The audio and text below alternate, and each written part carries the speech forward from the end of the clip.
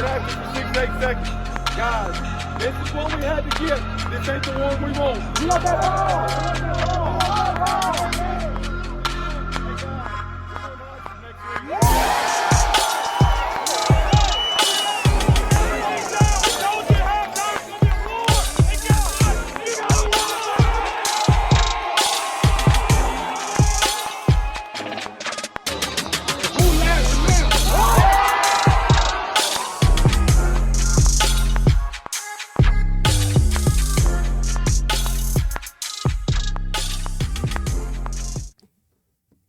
Hello, everyone. Welcome to another episode of Laurel Leader Call Sports Show. I'm your host, Jack Fairchilds, joined alongside Kevan Lindsey and my good friend and yours, Josh Guru Nichols. Guys, a lot of excitement last week. We're coming down to it as we get into this final week before the playoffs start. Very oddly, you got games that are going to be played tonight. We'll talk about that when we get to our previews. But let's start off with some of these recaps. First, Laurel at Summerall. Laurel was victorious. None of us were at this particular game, but we were keeping dibs on it. And, Laurel has, since they've gotten into region play, they have stepped it up. As Coach Ernest told us he expected them to do. You got to give Coach Ernest credit, Kevin. He had faith all season long, even at the lowest of lows. He never lost faith in this team. Yeah, he did. He kept telling us the same thing over and over and over, and I think even we at some point were doubting it on, was it true? Were they going to be able to come out of it? And, man, they've rattled off 3 straight wins and a gutsy performance at Summerall. People might look at Summerall's record and say, well, they weren't that great. They are a very hard-nosed team from what I have seen from them and from what I understand. Came down the last play of the game, and like I told y'all, Laurel's defense, they stepped up, and they done it again at Summerall and stopped them on the last play, 4th and goal, and come out with a winner.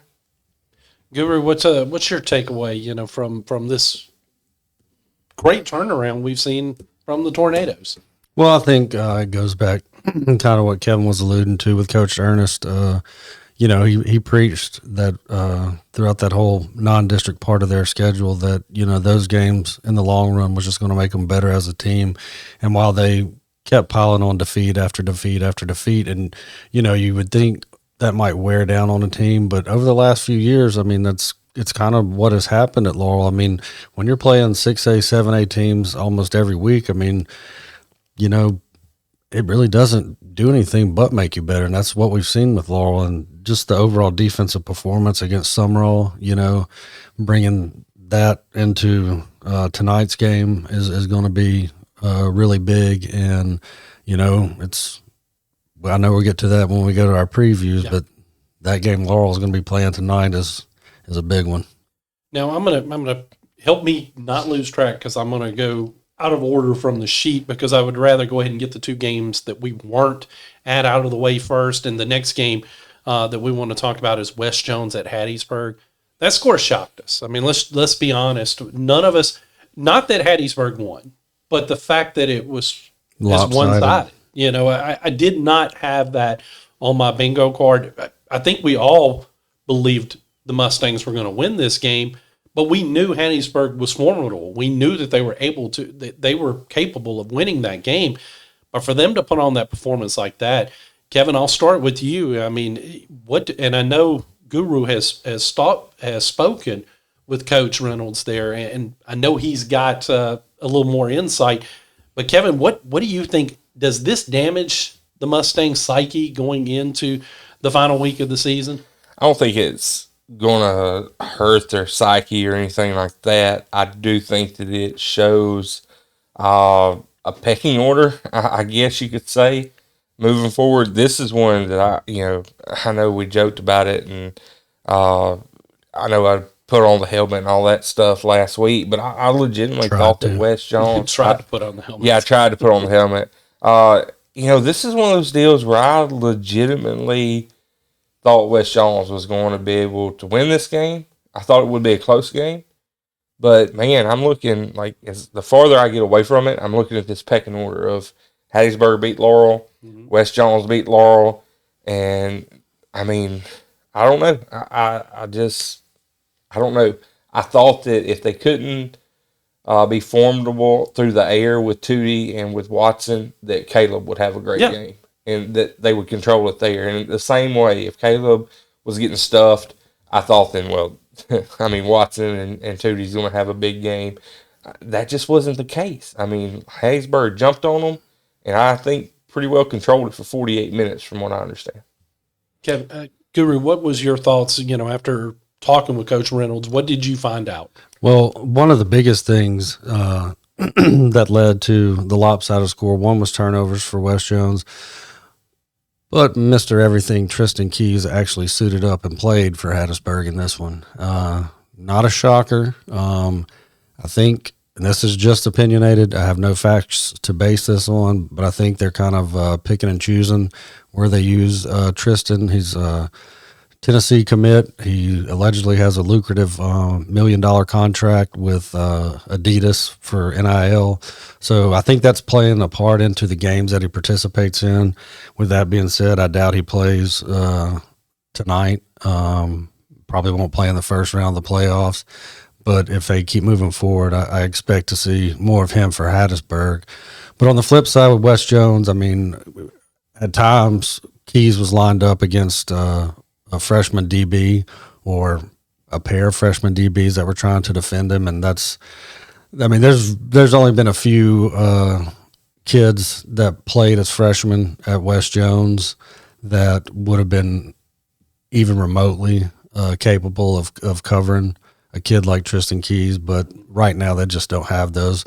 Corey, Coach Reynolds refers to him as some of his young pups, and they're going to get better from it. And I mean, I think what you take away when you get punched in the mouth like that, get beat 41-20 against what is basically your biggest rival in that district, I think it's going to motivate them. I mean, they're going to try, to get another shot at them down the road, because I think we would all agree that in Class 6A in the South right now, Hattiesburg looks to be, if definitely one of, if not the top team in Class 6A. So I wouldn't be surprised if the Mustangs and Tigers meet again in the playoffs.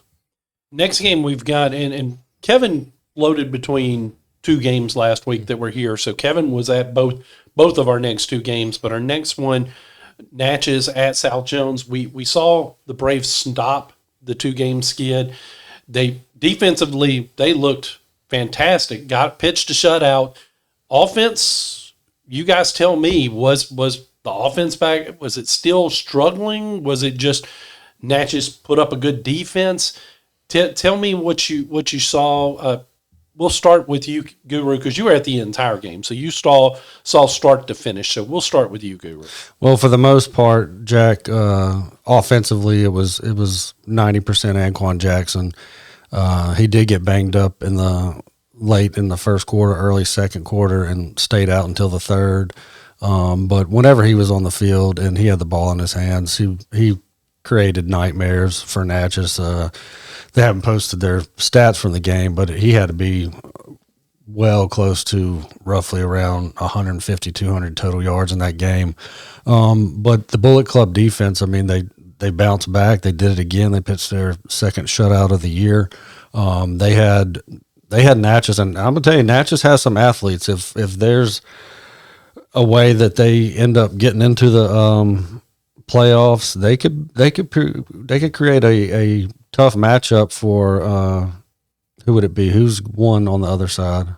Oh gosh, I can't remember offhand. It's not Wayne County. Who's above Wayne County? Stone. Stone.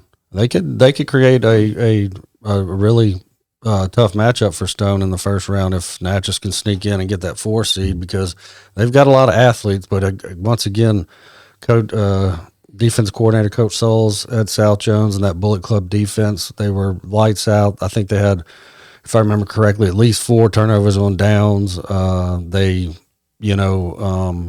had a couple of turnovers, a strip sack that resulted in a fumble recovery.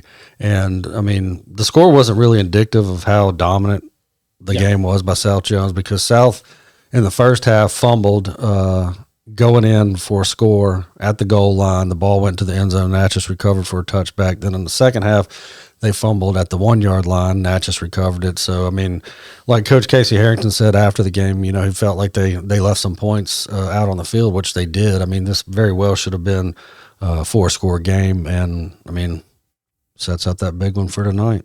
Yeah.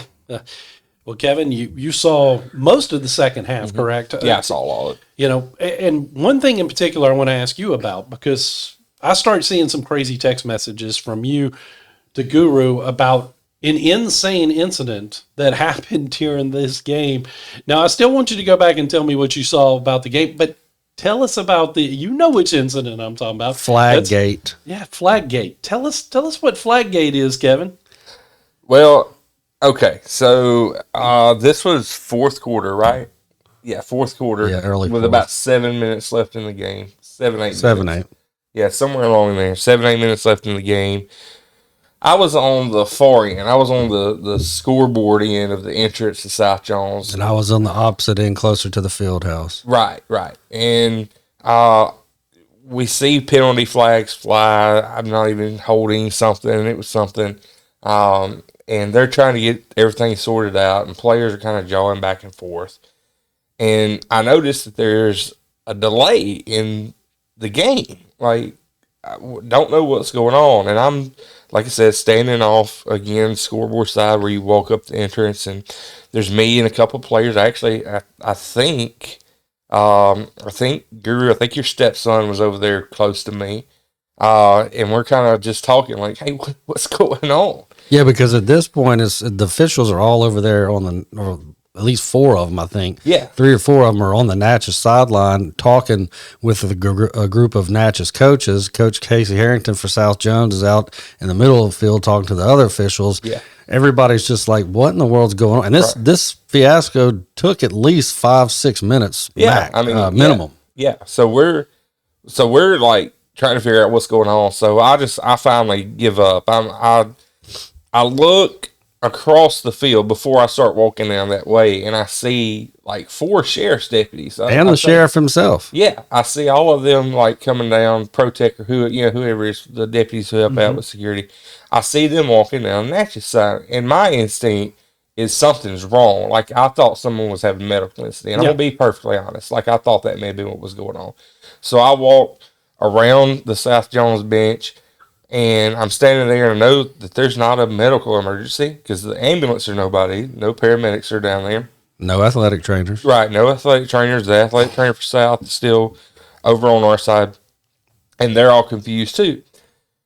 Well, I then see security telling someone to leave.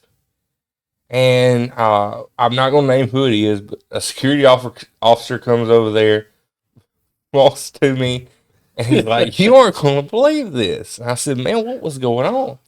He said, an assistant coach for Natchez I'm just going to say it stole the referee's flag. They had the pink flags that were out for breast cancer, stole the flag and would not give it back to the referee. And he was at first trying to say that he didn't have it, and the referees were over there looking for it, and he ends up tossing it on the ground, and he gets tossed. He gets ejected for delaying the game. They put an unsportsmanlike on Natchez. They didn't say who it was, obviously, but turns out it's on the coach.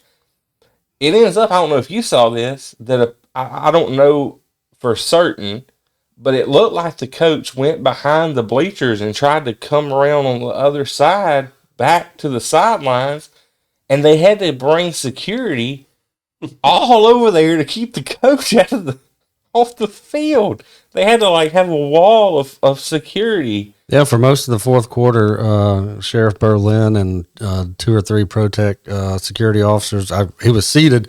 If you're looking across from the home side to the visitor side, he's seated to the left of you, good probably 30 yards from the bench. He's just sitting in a chair right there where the entrance is to go up into the stands from the field. And for most of the fourth quarter, there's security just sitting there with him because of what Kevin said. He had tried to get back to the field, and they had to go back and get him again and bring him back and sit him down. And going back to what you said, when I saw them walking that first time, the sheriff and the security personnel, I knew something wasn't medical. I knew something was going on with the coaches because of the way the officials were over there at the coaches.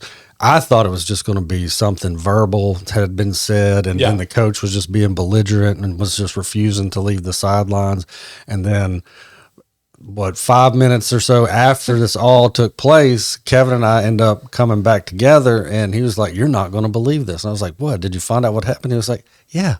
He stole the flag and wouldn't give it back." And I'm like, "Are you kidding me?" And he told me the whole story about how he found out, and there was some hot chocolate involved and a little,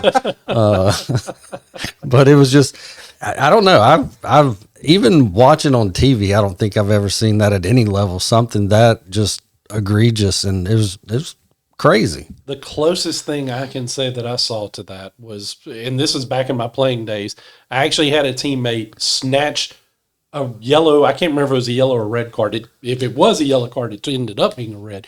But he snatched it out of the ref's hand and took off with it. But that's a high school kid, or a high school age we're not talking kid. about a player. We're talking about a coach. Yeah. And at first I was like, surely he didn't steal the flag. Surely he picked it up thinking it was his rag or something, the towel or something that had dropped. No, it was the flag. It was the referee's flag. Did he just like the pink flag, or was he protesting? I know y'all don't know because obviously you weren't allowed to talk to him afterwards, but that's just so bizarre, and we just had to talk about it. I had to bring it up. Kevin, what did you see in that second half? That you were there. Back to the game. Yeah. What did you see? Yeah, I saw a good defense, good South Jones defense, kind of hold Natchez back, and I will say Natchez did have. I'm looking at Max Preps right now. They totaled 305 yards, and it's kind of. I want to say it kind of goes back to what Guru was just talking about. Natchez will be a problem for someone.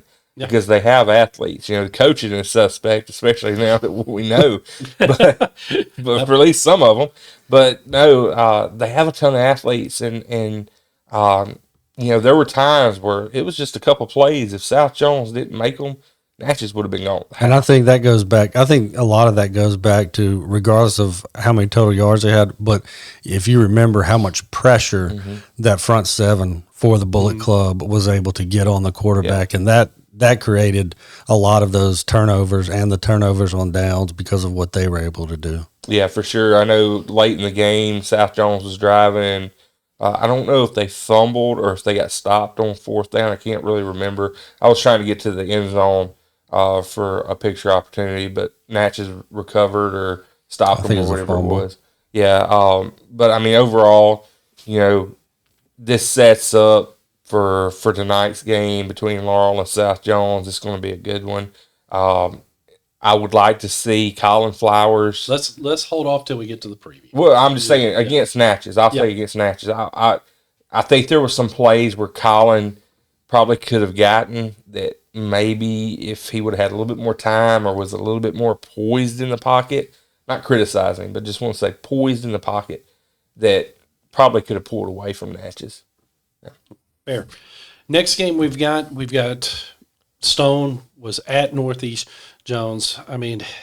Stone's leading the region for a reason. They're a good team.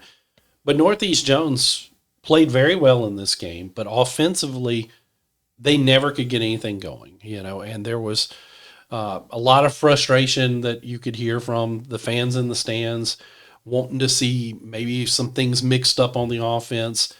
It was a tough night for those guys, and I can tell you, talking with Coach Milner, I know how much this loss hurt him and his teammates, because you could just see it in their face. Fortunately for them, they're still alive with playoff. We'll talk about the playoff scenario when we get to the preview, but offensively, they're going to have to figure something out in order to be successful moving forward.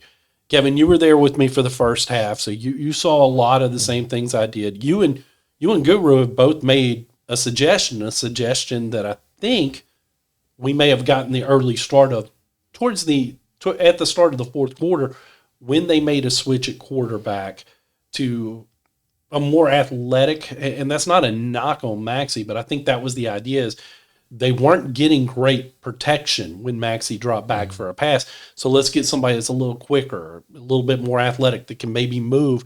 And they did get a touchdown out of it. So the question now remains, what's the offense going to look like this week? We'll talk about that when we get to the preview, but what did you see in the first half that you were? Man, I don't know any other way to describe it. This offense is bowling shoe ugly. It is ugly. And I'm saying that, not knocking the athlete. I'm saying, or even the coaching, because they're limited with what they can do. Yeah. But man, it is so predictable. It is. And when it's predictable and you have a good team like Stone, they're going to be able to exploit that. And it doesn't matter if you've got Darren McFadden back there in the backfield, they're going to stuff whoever's back there. Yeah. And, we did. I mean, I was leaving to head to South, but Northeast was driving as I was leading, and I think they fumbled or something happened in that game or in that first half, and that, I'm sure, took a lot of momentum out. I'm no coach, and I'm like Guru. He talked about it last week. We are not coaches, but I wish that they would incorporate something, a wild tiger or something.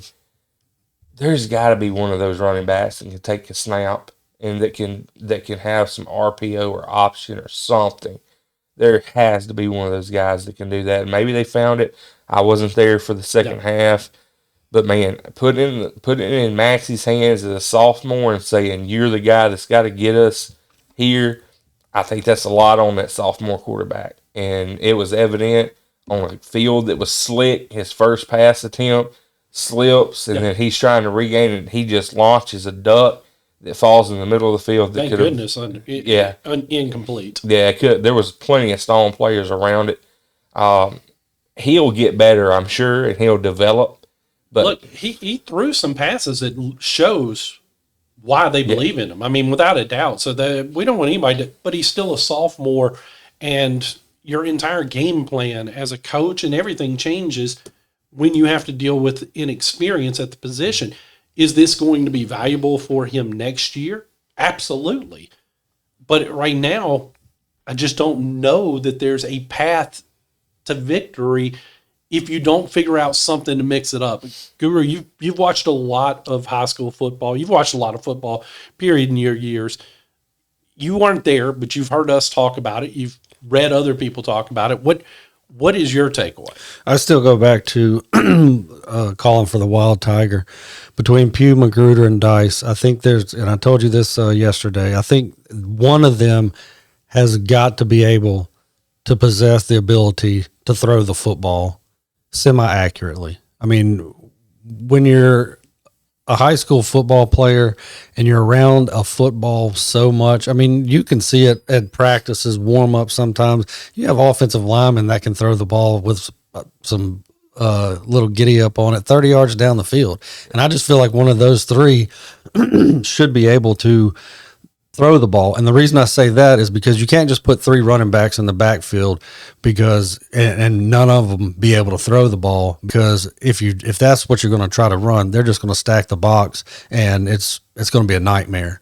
But if one of those kids was able to throw the ball, that would, I mean, like we said, we're not coaches, and I'm not knocking anybody, but if for me, if one of those guys is able to, moderately pose a threat against the other team, because they don't have anything like that on film that I know of. Yep. And I mean, that's what I would throw out tonight. But Kevin said it multiple times. It would end up being a shame if this defense and this senior class doesn't get an opportunity to be in the playoffs this year. Absolutely. Let's get into our previews real quick. First, we're going to start off with the game that I'm going to tonight, Jim Hill at West Jones. West Jones, I think this is a good game for them going into the playoffs. It could be one of those games that allows them to, get the bad taste of last week out of their mouth. They're at home, so I think that also gives them that added boost. Now, this game isn't for nothing because they still have a shot at the 2 seed, of course. They need to win, or they need Hattiesburg to win later tonight. But again, they still have something to play for. Yes, they're in the playoffs no matter what, but seeding will matter because that 2 seed still gives you a home playoff game. So, I think they're going to be fired up. I think this might be just what the doctor ordered for them following that Hattiesburg game. I'm glad that it's somebody like them and that they've already played a Terry. So I think that this is a good game for them. The game that I know Kevin, of course, I think he's going to start at mine, but the one that he's going to be mainly watching is our next matchup with his hometown Wayne County at Northeast Jones. Kevin has been very critical of Wayne County this season, although he's softened on that. But Kevin, what's your expectations tonight with this game, senior night for the Tigers? Man, I'm going to have to eat a lot of crow from the Wayne County faithful if they see me out there. Yeah, my expectation is Wayne County is going to try to extend the ball and get outside of this front seven. That's what they're going to have to do if they want to win this game. And Northeast Jones, I hope to see tonight Collins. I just saw he was 8 of 15. Seems like, there's some room there passing. If he's going to be the starter, maybe you throw the ball 20 times in this game. That's kind of what I want to see. I want to see if Northeast can have the threat of throwing the ball where they can back up Wayne County a little bit, and then you let your running backs eat. And that's what I want to see. We know this defense is good. I'm going to keep saying it until they're not playing anymore. This defense is elite. If they can grab 2 or 3 turnovers, that's what they need. I think if I don't want to reveal a pick, but this defense needs 3 turnovers, I think, in this game to win it. Yeah, and the playoff scenario, Guru, is pretty interesting in this game because Northeast needs to win and a Van Cleve loss therein. Correct. But if Northeast, Van Cleve, and East Central, all 3 win, Northeast is in. Correct. If Northeast, Van Cleve, and East Central, all 3 lose, Northeast is in. Also correct. So the scenario where they don't make it is a loss and a Van Cleve win, or a loss and an East Central win, or a win and a Van Cleve win. And this defense we've talked about is sitting at home. I don't know if I got autism or what. I could barely understand what y'all were saying in that one. I was gonna go through the tough scenarios with all West Jones. They win. They're the number 2 seed. That's it. With Northeast, they win. Van Cleve loses. Northeast is in. If Northeast and Van Cleve both win, Van Cleve will be in. Northeast will not. If Northeast, Van Cleve, and East Central all win or all lose, Northeast still has the tiebreaker over the other 2 and will be in. It's crazy. It's very, very, very insane. So it would be detrimental for Northeast to win? Possibly. Only if Van Cleve wins. Again, so if East Central and Van Cleve lose and Northeast wins, they're out. No. Okay. Northeast is in. Okay, there you go. The only game Northeast outside of their own that they're concerned about is Van Cleve. Yeah. And because who is Van Cleve playing? Let me look this up. We're live doing this. They're playing Purvis. Yeah, correct. They've got Purvis and East Central's at Stone. Yep. And both Van Cleve and East Central are on the road. Man, I really felt like Theo Vaughn there. I was having one of the moments. Well, it's so easy to get mixed up in that. Now, before you go into the next playoff scenario, I want you, Guru, you're covering our game of the week, also Super Talk's game of the week. They'll be there as well. So tell us, Guru, what you expect in the matchup between South Jones at Laurel. South Jones and Laurel, they're playing for the number 2 seed in District 3-5A. I mean, Coach Ryan Ernest for Laurel said, when I talked to him earlier in the week, he said, been watching it for the last few weeks and just knew that these 2 were on a collision course for a really big game. Both him and his best friend, South Jones head coach Casey Harrington, expecting a really nice atmosphere out there tonight between the bricks. Going to be great weather. This is like Coach Harrington said, this is why you coach and play high school footballs for games like this. This is like a playoff, playoff game, because there's a lot riding on the line. Because if Laurel wins, they get the 2 seed, and with some other things that could potentially happen, South Jones could be looking at a 4 seed. Yeah. You got Natchez at Old Brook, North Pike and Summerall, which North Pike, Natchez, and Summerall are all 1 and 3 in the district. And as long as Summerall doesn't get upset by North Pike, then even if South Jones loses, they'll be the 3 seed. Natchez, same way with Old Brook. If Natchez were to upset Old Brook, and South Jones has the tiebreaker over Natchez and Summerall. It's plain and simple. The only thing that could throw a really big kink into all of this is if North Pike were to pull off the upset at Summerall and Laurel beat South Jones, then North Pike would go in as your number 3 seed and South Jones would fall to 4. It's just crazy, especially considering the start that South got off on this year, that they're in a scenario where they could potentially be a 4 seed. But it's better than the scenario that we're looking at last week, where there was a possibility they might not even make the playoffs. Correct. So, I'm sure they'll take that. Now, before we get into our picks, I do want to, and this will substitute for our wild card question, because I think it's an interesting discussion.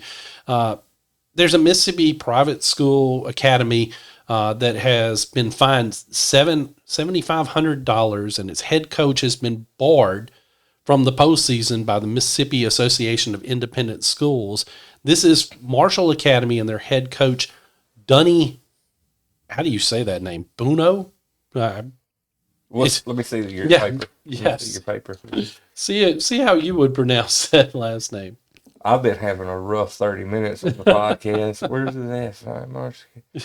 Bonillo. But we'll go with Bonillo. We don't know if that's right or not. Bingo. Again, this stems because his team refused to run an offensive play in the second half in protest of a call that was made earlier in the game.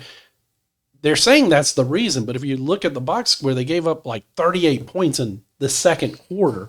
There's accusations that they threw that game to try to help their own seeding, because the Mississippi Association of Independent Schools has the most. We're not going to try to go through their playoff point system on how you get seeded where, because we listened to it the other night when the guys on Super Talk did it, and it made all of our heads hurt. So we're not going to attempt to do that.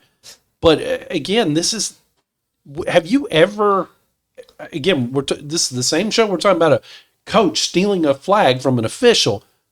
This is another crazy story. I mean, whether it's you didn't want to run a play because you're protesting a call, as this story alludes to, or whether it's you were actually actively trying to throw the game because you wanted to better your seeding, it's all ridiculous. And it's a disservice to the kids on the team, no matter which one it is. Kevin, we'll start with you. What's your take on this?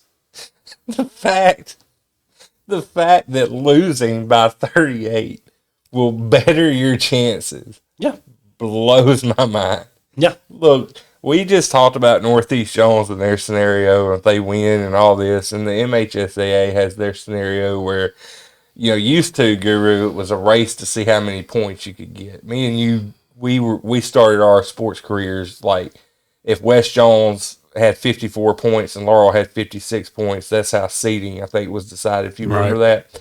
Now it's down to like 12 points is the max. It's a cap. You could win 87-0, but you only get 12 because, points. Because, we don't want to offend any kids or anything. We don't want to offend parents. But this is just stupid, man.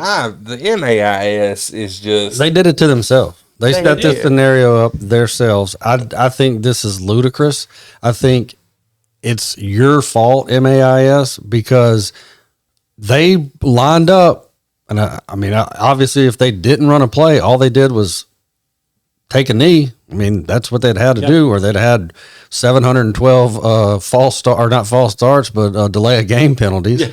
But, you know, I mean, honestly, when you are trying to do something that's good for your team, even though it might seem detrimental by what you are doing, but you're playing within the confines of the rules, I don't see anything wrong with it. Here's the thing that I think about, okay? One of the early reports is what I heard is like half the team weren't dressed out. That's one of the early reports that I heard. That a lot of your starters weren't dressed out. What's the difference in that? And then the South Jones Braves are up 35 in a game, and they pull all their starters. And they pull all their starters. Yeah. What's the difference? It's crazy. Of course, the coach is banned from the entire postseason. He was fined $1,000 himself. Stupid. And Marshall Academy cannot host I don't know if they just can't host the playoff game this weekend against Central Hines Academy, or if they're not allowed to host the entire playoffs. I think they're done. They're playing the postseason against Central Hines. I hope they win their whole thing. And it's on it's again, they have to travel. I don't know if they're banned from any home games now, or if it's just the home game they were supposed to get this week. But again, it's a ridiculous system, because you shouldn't. And yeah, maybe he was doing it because he was mad about a call, which is still absurd and ridiculous. But if you're just trying to better your seating, then that's a disservice to the kids. I got you a 20. I'll throw in for your $1,000 fine. Hit me up on Cash App. I'll throw in another twin. I'm not giving you squat. I mean, Jack, that's on the MAIS. They made those rules. They made that point system, and the coach did what he had to do to do what was best for getting a better seed for his team. I applaud him. Good job, Coach. At least he didn't steal a flag. Exactly. We want to talk about Salem real quick too while we're on this crazy. Might as well. Yeah, I don't have that one in front of me, but I do want to hit that. Yeah. So Salem apparently is having to vacate their entire regular season. Salem High School, they're having to vacate all their regular season wins. They've been banned from the postseason. And tell everybody where Salem is. Yeah, Salem is close to Tylertown, if I'm not mistaken.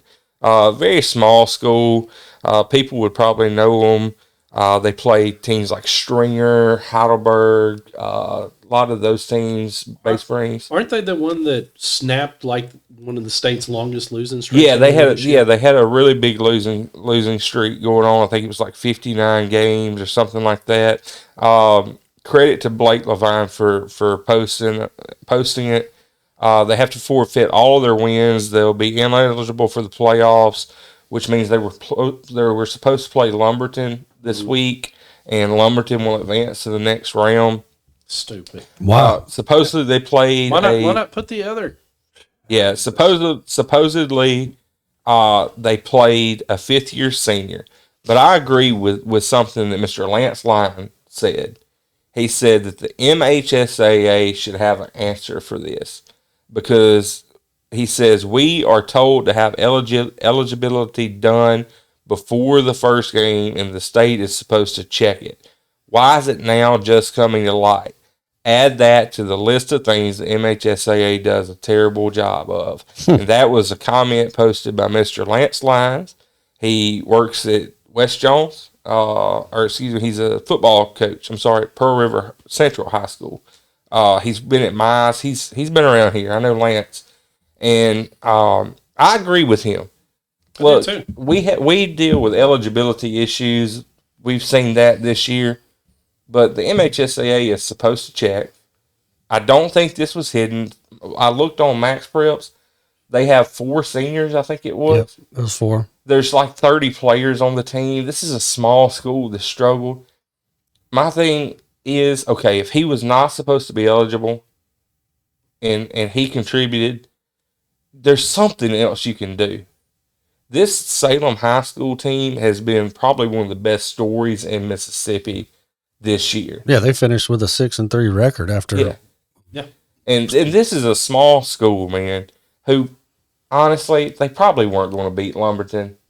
Lumberton's a pretty solid team, but I think it would have been a competitive game. But make the kid ineligible, like I told y'all off record. Suspend the coach for a game. Yeah, Do. I don't know though, but I mean, going back to what you said about eligibility requirements being sent in to the MHSAA, and it's their job to tell you whether the coach knew that the kid was yeah. ineligible. We'll never know. Yeah. And so we can't put the onus on him, but we can on the MHSAA, which I've done multiple times, and I'll continue to do it multiple times until you get your crap straight, because this is an injustice to that entire team.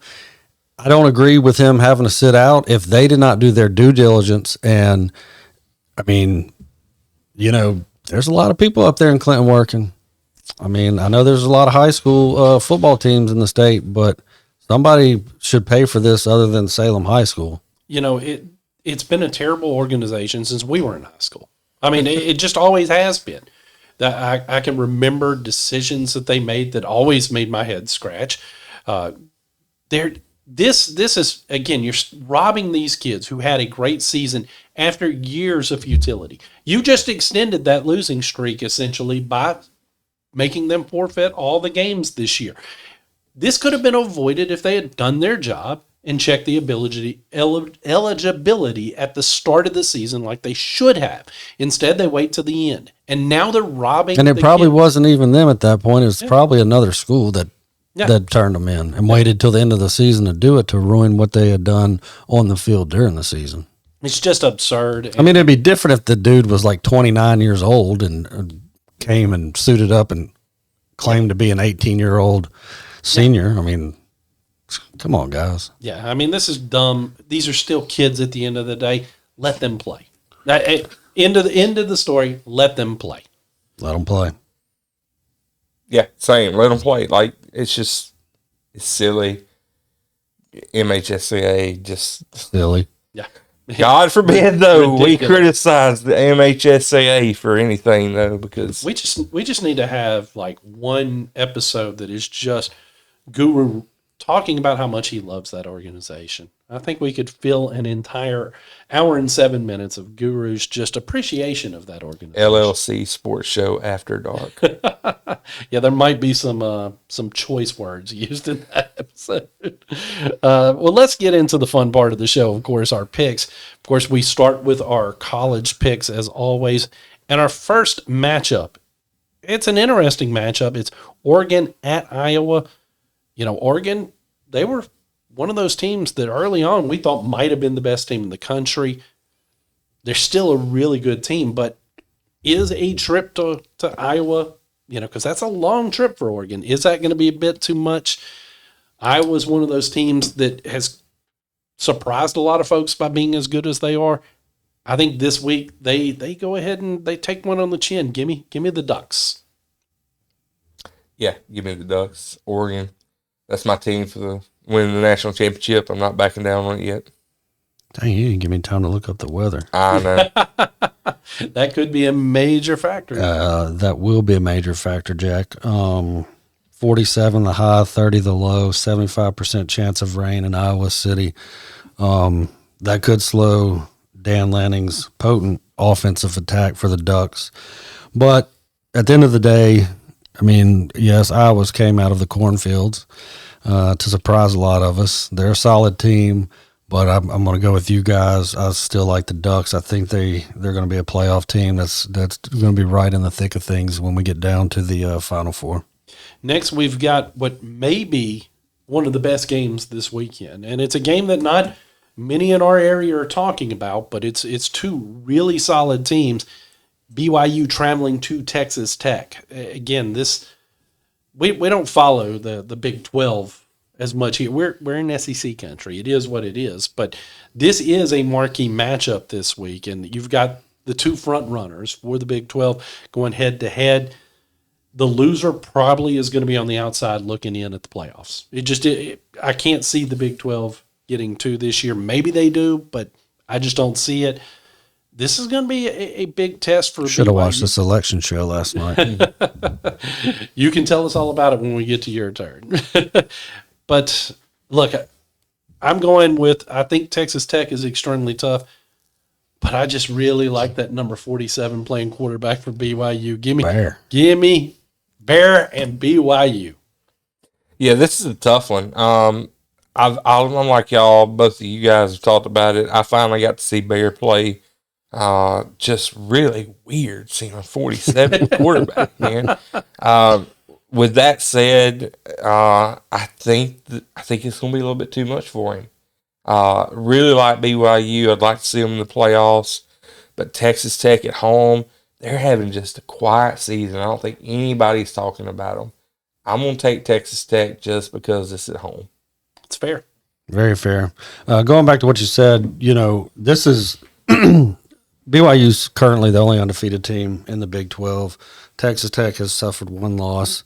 It's a really bigger game, if you will, for Texas Tech in the race to get to the conference championship game and to get in the playoffs.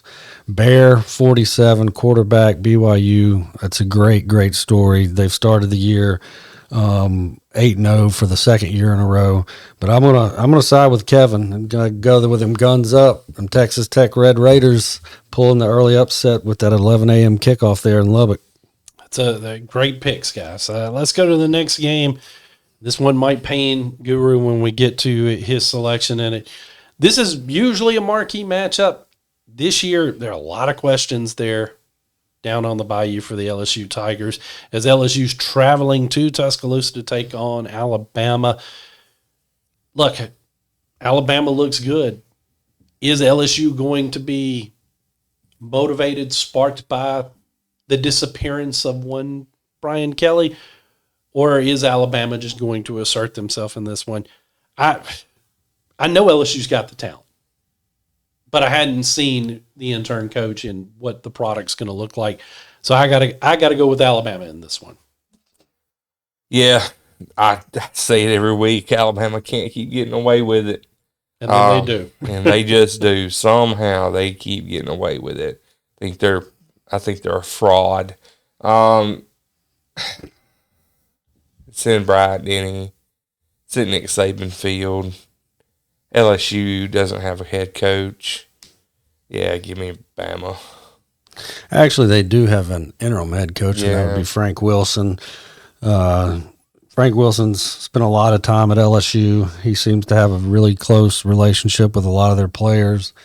This isn't going to be an easy task for LSU, and I'll say it again, and I'll probably say it next week. I might say it the week after that. I'll probably say it all off season. If LSU would give Van Buren an opportunity to showcase during the game when it matters, not putting him in when you're down 4 touchdowns against Texas A&M and the stadium's freaking empty. I mean, he gets in for a series. I know he had a turnover, but then he comes right back and he takes them 60, 75 yards down the field for a touchdown drive. Just give the dude a chance. Garrett Nussmeier is not fully healthy. And I don't know who is in Nuss's ear telling him to keep going out there, because I don't want to see it. I mean, because he wears the purple and gold. But he could really screw up his NFL career if he's playing hurt and he just gets hit the wrong way one time. Yeah. And I mean, I don't know what's going on the bayou in regards to that. I wish I had some better intel, but until they give Van Buren a shot, LSU really doesn't have much of a shot. I do think they will keep this game close. I really don't expect Alabama just to roll over LSU like they did with Milroe last year down in Baton Rouge. The point spread's 10.5. I'm taking Alabama, but they won't cover. Next, we've got an interesting matchup as Texas A&M at Missouri. Texas A&M is the only undefeated team in the SEC, correct? Correct. And they've had some impressive wins. It's Texas A&M, so we still question them. I mean, I'm sorry, Aggies fans, but you guys have done this yourself. There's a reason around here. So again, Missouri is one of those teams that likes to play spoiler. We've seen them in the past trip up an SEC team that looks like they're on the right track. I don't see it happening this weekend, though. I know it's at Missouri, but give me the Aggies. Same. Give me the Texas Aggies. Missouri, Hold up. Texas A&M Aggies. Texas A&M Aggies. Give me the Aggies. I'm not a believer. Haven't been a believer in them. I'm finally starting to get there. Missouri's a good team, but they often play their competition, and I think playing in your competition will eventually just bite you. Mm-hmm. And they should be up for A&M. With that said, I think A&M gets this one. Yeah, I mean, I pulled up the schedule, and it's not a trap game. I mean, there's no look ahead. Next week, A&M is going to be in Aggie Land hosting South Carolina, so you don't have a Bama, Georgia, Tennessee type matchup after this one that might distract you. Missouri's a good team at home. A&M's only favored by 6.5 points, but I'm still with y'all. I'm not totally sold on this team, but just looking at these two teams on paper, A&M's a better team, and I think they'll go to Como and get the W. Next, we've got USM at Arkansas State. This is another tough test because Arkansas State is a tough place to play for other members of the Sun Belt. It's going to be, again, the one game that we point to that USM laid an egg was on the road. So the question mark is, has Coach Huff got all that fixed? Are they going to be prepared? I think they will be. I'm going to go with the Golden Eagles in this one. I think USM wins a close one. Yeah, I think USM covers this game. I mean, what Huff has been able to do at USM is remarkable. We were talking off air. Just the La Tech game, they're a game away from being considered for the college football playoff as the best group of 5 team. How crazy is that when you really sit back on what this team has been through the past few years? I've been seeing Huff's name on short lists for job openings: LSU, Auburn, Florida, Penn State. All of them. Yeah, really. Yeah, everything. Huff has been a candidate. Man, I wouldn't mind seeing him on the plains if it could happen. And the thought of Charles Huff with Deuce Knight, oh man. Anyway, I'm taking USM in this game. USM fans are not happy with They are not happy with me. Well, I mean, it's reality. I mean, Coach Huff came to Hattiesburg after taking Marshall to the Sun Belt Conference Championship last year, brought a lot of his players with him to the hub city, has really turned around a program that was 1-11 a year ago. I mean, he's done a great job. And you talk about that loss at La Tech. I think that's an aberration because they played 2 more Sun Belt Conference games on the road and were able to win both of those. Jonesboro is going to be a tough place to play. Shout out to former Laurel Star Omar Bayless, who shined at Arkansas State for a few years. But at the end of the day, I like what Coach Huff is doing, and until he proves us wrong otherwise, I got to roll with the Eagles in this one as well.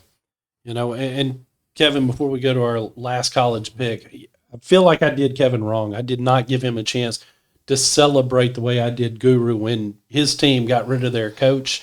Were you happy to see Hugh Freeze relieved of his duties? It's bittersweet. Honestly, all jokes aside with Hugh, it's bittersweet. He did bring in, it wasn't. It was the highest graded wide receiver class in Auburn history. We don't have Cam Coleman and the other receivers if it's not for Hugh Freeze. I'm just being honest with the staff that he brought in and all of that. It's bittersweet. I think he needed to go. I think that I said it from day one. He had 3 years. Then the buyout would change if he wasn't getting it done. I go back to the Iron Bowl from a couple of years ago. The Hail Mary play so close. He just couldn't get over the hump, man. He just could not get over the hump. If there was more masseuses around, maybe, but I just don't know, man. Just go to the golf course, enjoy your buyout. We owe like $100 million to all these coaches. I said it back years ago.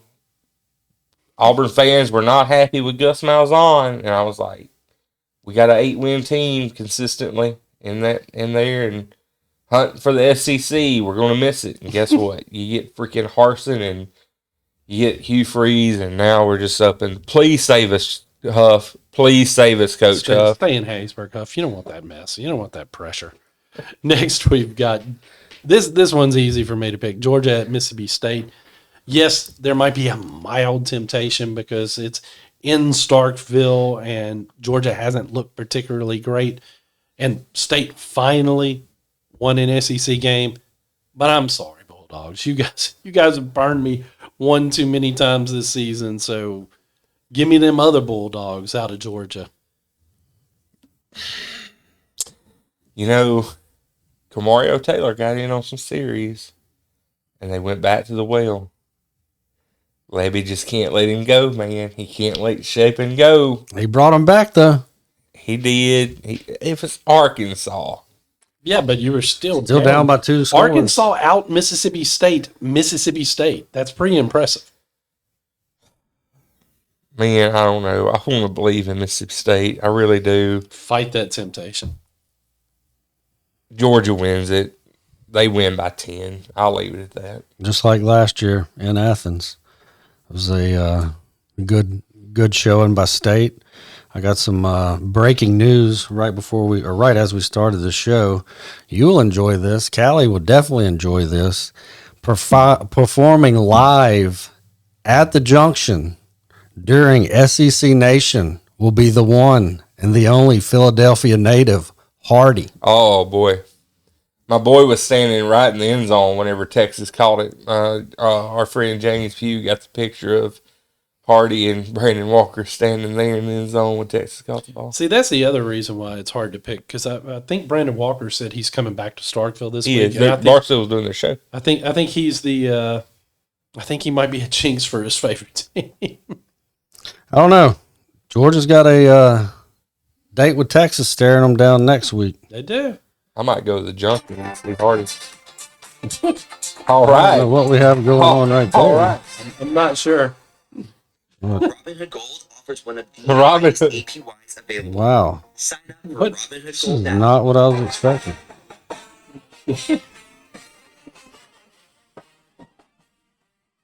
Doing it. The Cowbells, after the way they performed at Georgia last year, they'll be in Starkville on Saturday. Upset of the weekend. Mississippi State takes down Georgia. Hell State. After the way he fumbled playing that anthem, I'm not even sure he's that confident in We're that going pick to get anymore. copyright struck. Now, the whoever that Shout was, out it was to an YouTube. ad. They're going to be excited that their ad ran for free. I forget about all those stupid ads on YouTube.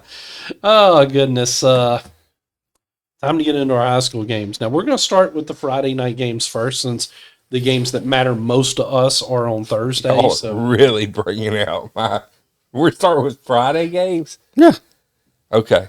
Why we don't want to end really? the So- we don't so want to you end wanna- the show with Silver Bay and River Oaks. I mean, Little come man on, we football want to can't end end the the show. Look, man, I've just struggled with the playoff. This show's been off the rails today. I mean, just all right. just I mean, this pick. just I'm here you go. I'm picking every home team except Wayne Academy. There you go. So we got Newton at Heidelberg. Guru's picking Heidelberg. Of course, I'm picking Heidelberg. Kevin's picking Heidelberg. Or aren't you? Yes, I'm picking Heidelberg. They're probably going to score 50 in the first quarter the way the boys Hopefully, a monkey doesn't get loose on the field. We got one left. We There's got only one. left. There was one. Is this like that Highlander movie where there could only be one monkey and now he's going to be the one to rule everything? Pretty much. Next, we've got Pillahatchee at Bay Springs. Guru's picking Bay Springs. I'm picking Bay Springs. Kevin, you're picking Bay Springs, right? Yes, I'm picking Bay Springs in the upset. Next, we've got Stringer at Mount Olive at Stringer. Sorry, I got it backwards because of Kevin's ridiculousness. Guru's picking Stringer. I'm picking Stringer. Kevin. I think that this one will go Stringer's way. In all seriousness, though, I think this will be a closer game than what the Red Devils want. Horse hockey. West Lincoln at Taylorsville. Yeah, Okay, we already know Guru's picking Taylorsville. I'm picking Taylorsville. Tartars. 1-9 West Lincoln is fixing to get demolished. 50 to nothing. Next, we've got Mize at Lake. We already know that Guru's picking Lake. I think I'm staying with Guru with Lake. Kevin, are you going opposite? Give me Mize in this one. Next, we got how do you even say that? That's okay. This is my trivia of the week. It's Pisgah for number one. Pisgah. What is the mascot for Pisgah? Oh, I know. I don't have a clue. It is one of the best mascot names in the state of Mississippi. I know this because I want to say I covered them in basketball this recently. Right Is there. it it's the Pisgah, Peacocks. no, I can't make out what that is. Your tattoo's faded. Is it the Dragons? Bingo? Yeah. I like it. Pisgah Dragons. Still going to get beat. Yep, you already picked Raleigh. I'm going to pick Raleigh. Raleigh. We're making this pretty easy here. Next, we've got Jefferson County at PCS.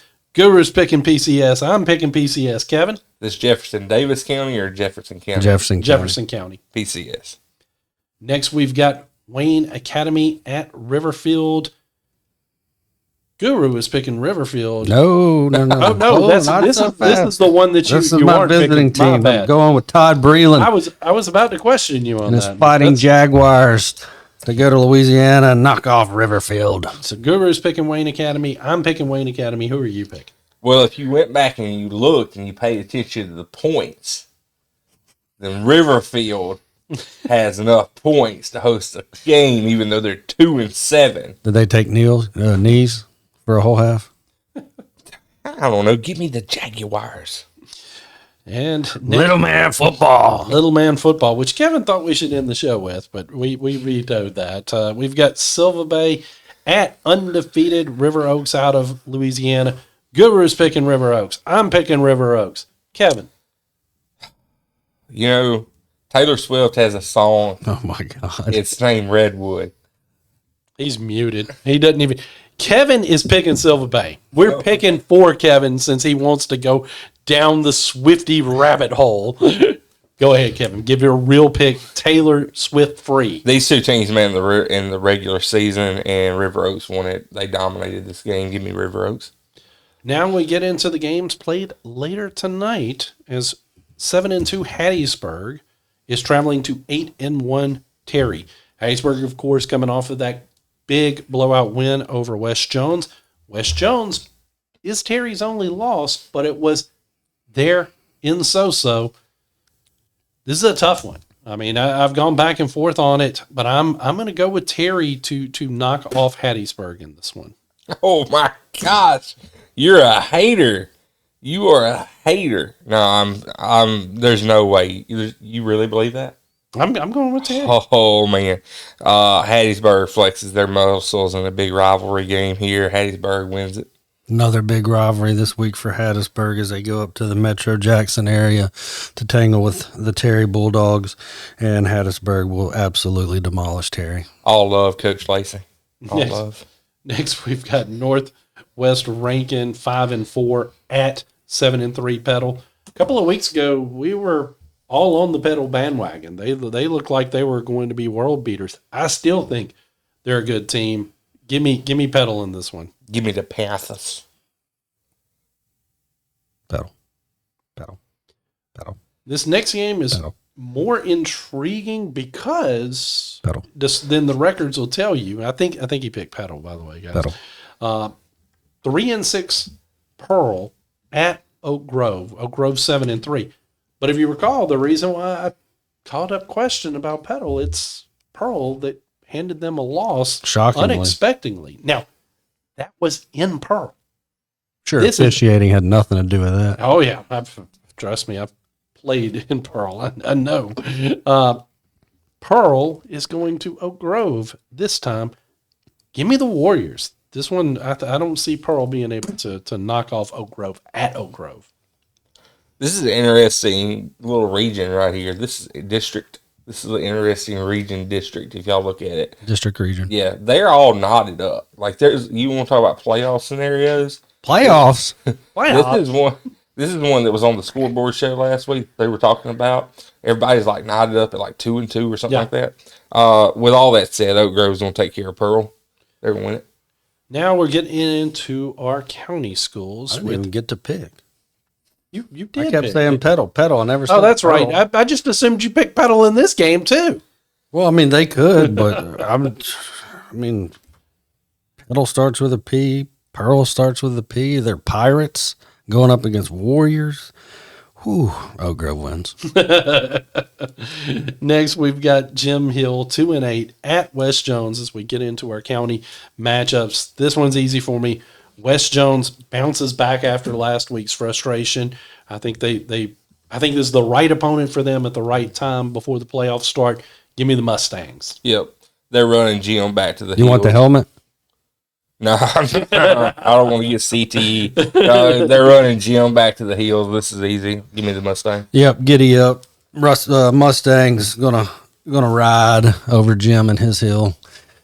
Next we've got another one of the good stories of the season, or at least the late part of the season, of how Wayne County's bounced back from their earlier troubles and their Lindsey criticisms that we all are aware of.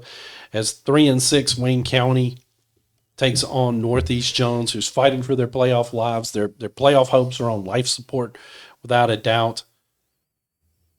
I hate to do it. I know it's at Northeast Jones, but I think Wayne County's going to get them. But I think the other teams lose as well, and Northeast still gets into the playoffs. So give me Wayne County. I expect to get booed or something in Northeast. I'm going to the Wayne County sidelines for a bit and taunting them. I might take my shirt off and have a big tiger on it in my stomach. No, I'm giving Wayne County the nod in here. I think the only way Northeast Jones, I mentioned it earlier, is they got to get 3 turnovers in this game, and then they have to score off those turnovers. Which is possible.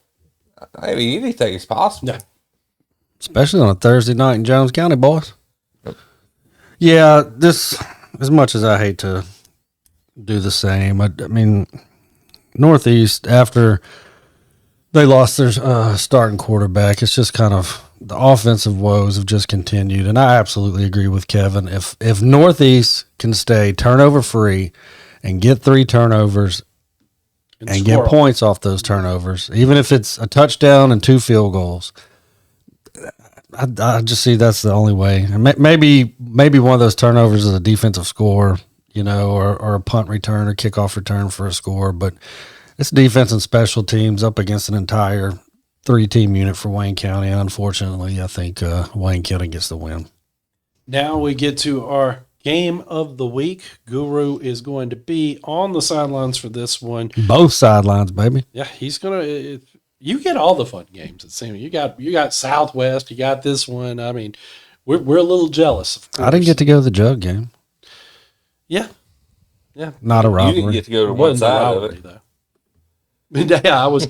Well, I did. I wasn't supposed to go to the other side. Security. Yeah, security did come over and say something once or twice, but what are they going to do? They're from Hattiesburg. We've got South Jones at 8-2 at 6-3. Laurel, of course, is one. Flip that. Or 3-6. Thank you. You're welcome. I told you We I had talked that earlier. issue with numbers. 3-6 Laurel. Laurel's won 3 straight after starting the season off 0-6. And it's been a fun ride to watch Coach Ernest's team and how they've come back and not let the 0-6 start seep into their psyche. This is a game that we talked about when the season started. This could be a game that could have decided the region. Instead, it's going to decide the number 2 seed. So there's still a lot at stake. That home playoff game really matters as you continue to get into the season here. And I think once you start the playoffs, definitely want the easier path. At home is always the easier path. This is a tough game to pick.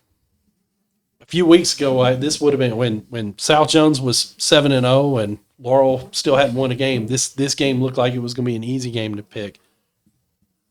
It's between the bricks. Give me the Tornadoes. I'm going with Laurel in this one. Yeah, you know, I don't know. I've thought about this one all day. Laurel's riding that win streak, and then I got to see South Jones put up a shutout. You know, I'm kind of like a little conflicted. But man, Laurel's defense. South's defense. South's defense, the Bullet Club versus the Golden Tornadoes. They don't need a nickname. They don't need gimmicks. They don't need T-shirts that say Jones County Champions. Because Coach Ernest, I heard the rumblings. They were like, oh, can Coach Ernest do it? There's a reason why he's Mississippi's coach in the Mississippi-Alabama game. Give me the Golden Naders, baby. Give me the Golden Tornadoes. Play the freaking sirens Thursday night. Let's go. Okay. I got to follow that up. I shouldn't have given him the pin, should I have? That's a great writing, by the way. Number 2 seed, home playoff game. That's what we got here, all on the line tonight between the bricks. It's a big one. Biggest one for either team. More than likely, the loser of this game will be on the road at Wayne County next week. I don't think right now either one of those wants that for their first playoff game to try to make a run here in the South State. Like y'all said, the Laurel defense is coming along. They got the 3 straight wins after the 0-6 start. Coach Ernest has got his team believing once again. And, you know, South Jones stopped the 2-game skid. The defense, the Bullet Club, pitches another shutout. I really don't know what to expect tonight. I mean, I could see this being a 7-6 ball game. I could see it being 31-28, something, you know, close to the Southwest game. I go back to something Kevin said earlier, and in a lot of ways, this game might come down to the play of Colin Flowers and Bivens, the quarterback for Laurel. I think whichever of the two makes the least mistakes, whether that be taking a sack or throwing a pick, I think that's who wins. And, you know, Laurel grad, class of 95, played on this field in the gold and Cardinal. But when we're going to play something tonight, there's only one thing going to be played between the bricks. We're going to play the chop, baby. Oh. Give me the Braves going into the bricks and getting the dub, getting the number 2 seed. South Jones takes down Laurel on their home field. There you have it, folks. Another interesting pick 'em. I think it's going to be a fun night for sure.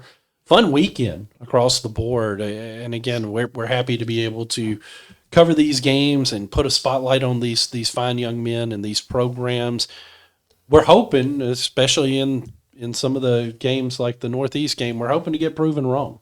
We really are, but it's a tough job that these coaches have to do week in, week out. And again, it's far easier for us to sit up here and pick and talk about it than the job that those coaches in our area have. And I don't envy them 1 second, especially with some of these matchups that we have and coming up this weekend.